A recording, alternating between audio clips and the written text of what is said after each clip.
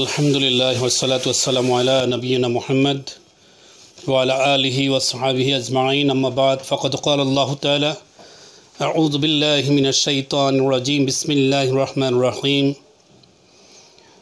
या अय्युहल्लज़ीना आमनु ज़्कुरुल्लाह ज़िक्रन कसीरा वसब्बिहुहु बुक्रतन वसीला व क़ाला नबी सल्लल्लाहु अलैहि वसल्लम अद्दुआ मुक़्ल इबादा।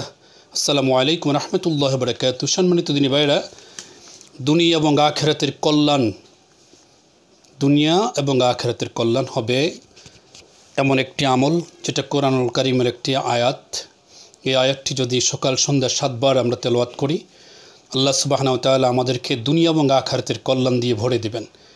দুনিয়ায় কল্যাণ, আখিরাতের নাজাত দিবেন, সকল পেরেশানি দূর করে দিবেন। সুবহানাল্লাহ। সূরা তাওবার শেষ আয়াতটি, ফাইন তাওয়াল্লাহু ফাকুল হাসবিয়াল্লাহু লা ইলাহা ইল্লা হুয়া আলাইহি তাওয়াক্কালতু ওয়া হুয়া রাব্বুল আরশিল আযীম।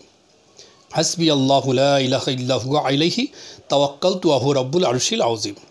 এই আয়াতটি কেউ যদি 7 বার সকাল এবং সন্ধ্যায় পড়ে, তাহলে তার জন্য যথেষ্ট হয়ে যাবে দুনিয়া এবং আখিরাতের কল্যাণ। সকল পেরেশানি দূর করে দেবে, সকল কষ্ট পেরেশানি এবং আখিরাতের নাজাত আল্লাহ তাআলা দান করবেন।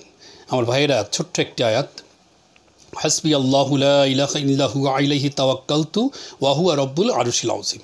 আমি কমেন্ট বক্সে এই আয়াতের বাংলা উচ্চারণ লিখে দেব। আমার বন্ধুরা আপনারা শিখে নেবেন এবং আমলটি করার চেষ্টা করবেন ইনশাআল্লাহ। আল্লাহ তাআলা আমাদের তৌফিক দান করুক। আসসালামু আলাইকুম ওয়া রাহমাতুল্লাহি ওয়া বারাকাতুহু।